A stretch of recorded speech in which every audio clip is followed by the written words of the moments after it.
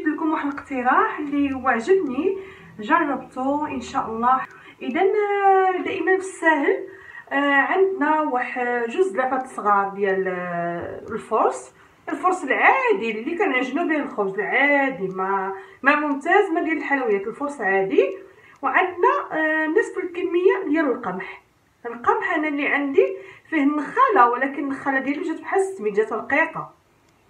وعندي شويه ديال الملحه فقط، وعندي الزبده ديال بحراره المطبخ ديال الاكل، وعندي معاها نفس الكميه ديال الزبده، نفس الكميه ديال الزيت، هي اللي غنورقوا بها هاد الرزيزه. اذا الان غادي نخلطوا هادو مع بعضياتهم، الاشياء اللي كيكونوا على المائده الرمضانيه. فهي الطريقه ديال الاحتفاظ بها، كنعملوها في بلاستيك غذائي وكنعملوها في المجمد بحال المسمن. المهم كنطلعوها قاصحه شويه، نحيدو الزبده ديالنا، كنوصلوا لديك المرحله شويه، كنطلعوا العجين قاصح.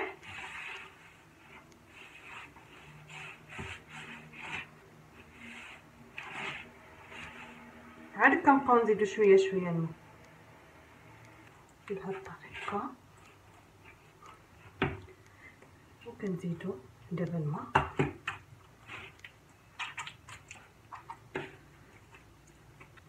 انا مولفه كنعجن بيد وحده، ما كنستعملش بزاف اليد الثانيه، كنشد بها الطاوه.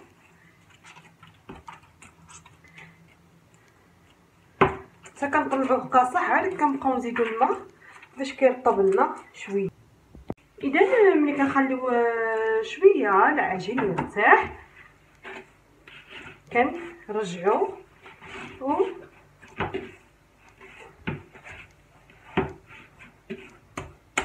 كنرجعو بهذه الطريقه هذه. وايضا غادي نعملو ونخليوه يرتاح شويه. اذا عزيزاتي نبدا شويه ديالو باش ما تلفقناش هنا، ارتاح شويه ونرجعوا لكم. كنغطيوها بشي حاجه. اذا فكنرجع كنعمل كويرات بحال هكذا متوسطين. حنا ما نعملوش رزيزات كبارين، نعملوهم بهذا الشكل هذا، بحال نعملو خبيزه بهذا الشكل هذا. بالنسبه للناس اللي ما كيعكزوا على لان الرزيزه فيها بزاف ديال الخدمه، فقبل كنا كنخدموها بزاف، دابا بزاف الوسائل اللي رجعوا كيسهلوا لنا.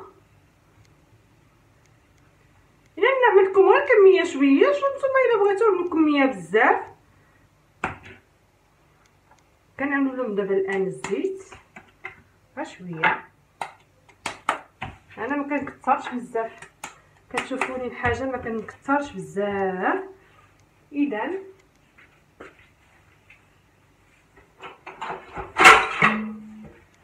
غادي نغطيهم ونجبد وحده وحده في الطابله ديال العالم ديالي.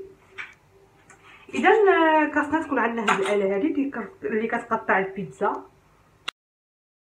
اذا والان غادي نطلقوا كل خبيزه منها او كل كويره منها، كنعملوا الزيت على الطابله ديال العمل وكنطلقوها بالمطلق او المدلاك. كاين اللي كيقولوا الشوباك.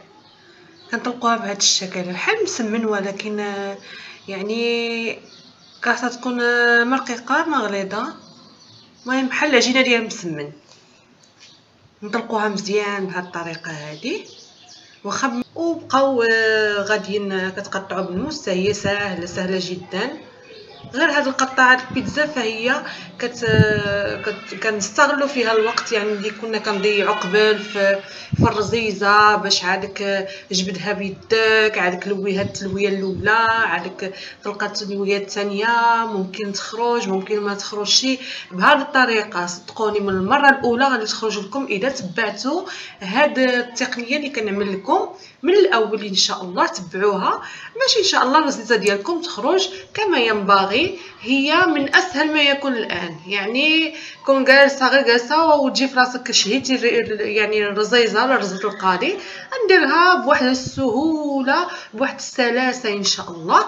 اذا كنبقاو نقطعوا بهذا الشكل هذا، شفتينا راه نص واقفه كنقطع باش كنغلب عليها بهذا الشكل هذا، كنمشي وكنجي باش ما كنضيعش الوقت بزاف، وكنرجع كنمشي وكنجي لان المواطا اللي كنشوفهم باقي واسعين كنزيدهم هكذا باش ما كنخليش المواطا يكون فيهم العجينه واسعه بزاف باش تجي رقيقه ان شاء الله وتجي بحال الشعره.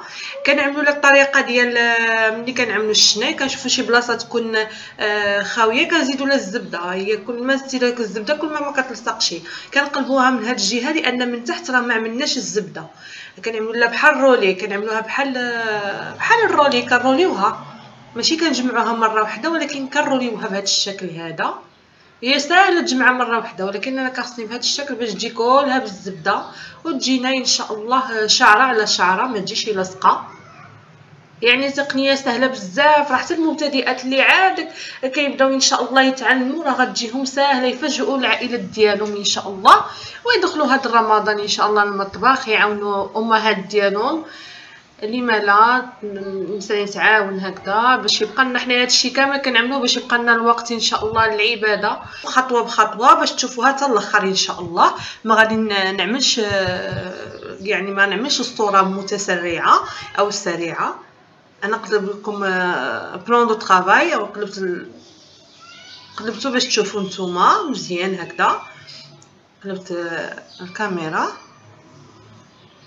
اذا بهذا الشكل، وحتى شي عجينه ما كنخليوها. شوفوا معايا هذه اللي مهمه بزاف. انا هاد الطريقه كتجيني سهله بزاف بلا ما تلويها على يدك، وحتى ديك الوسط ما كيجيش معجن.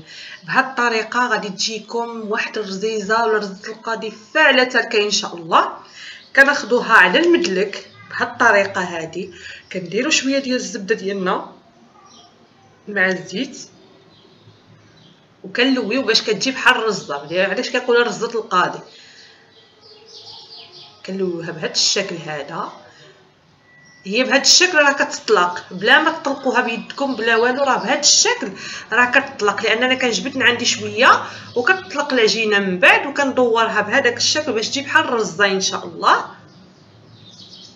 هكذا انا تقدت لكم الصوره باش تشوفوها مزيان عزيزاتي المشاهدات اعزائي المشاهدين. يعني بهذه الطريقه هذه ممكن اليوم تعملوا رزيزه من اسهل ما يكون. اذا شفتوا ديك الفراغ اللي كيبقى في الوسط راه ما كيبقاش، راه كيتسع. اذا بهذه الطريقه ونعملوها في شي صنيوه ونغطيوهم ونعملوا عليهم شويه ديال الزيت ونغطيوهم شي بلاستيك غذائي باش ما يتشرقوناش على بعد من نكملوا باقي العجين اللي عندنا. اذا نخليكم تفرجوا ان شاء الله على مهلكم حيتاش صافي غادي نعاود نفس العمل غيبقى يتعاود.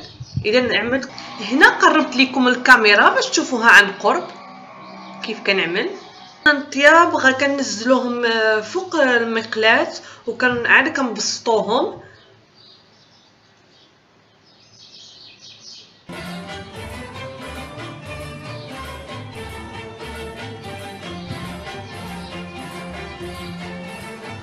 غنوريكم وحده اخرى ان شاء الله. كنزلوهم انا ما كنطلقهمش عاد كنزلو في المقلاة، لا كنزلو في المقلاة عاد كنطلقهم، غير كونوا منقصين المقلاة شويه حتى يدخلهم الطياب عاد كنزيدو المقلاة. دابا نخليو المقله ناقصه شويه وممكن طيبوها في اي مقلاة، يعني حتى الطفل ممكن طيبوها فيه.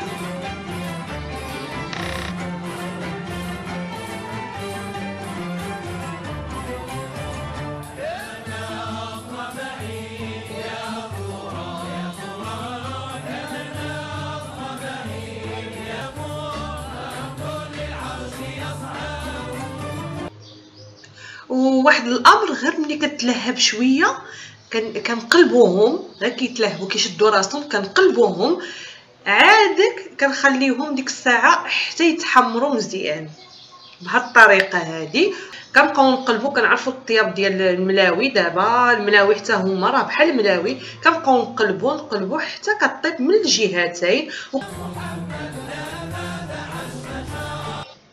اذا وهنا حبيباتي كنعملوا بهاد الطريقه هذه باش كنفتحوهم، كنضربوهم هكذا مع بعضياتهم، يعني وحده كنضربها في يدي باش كتفتح الورقه على اختها ولا الشعير على اختها.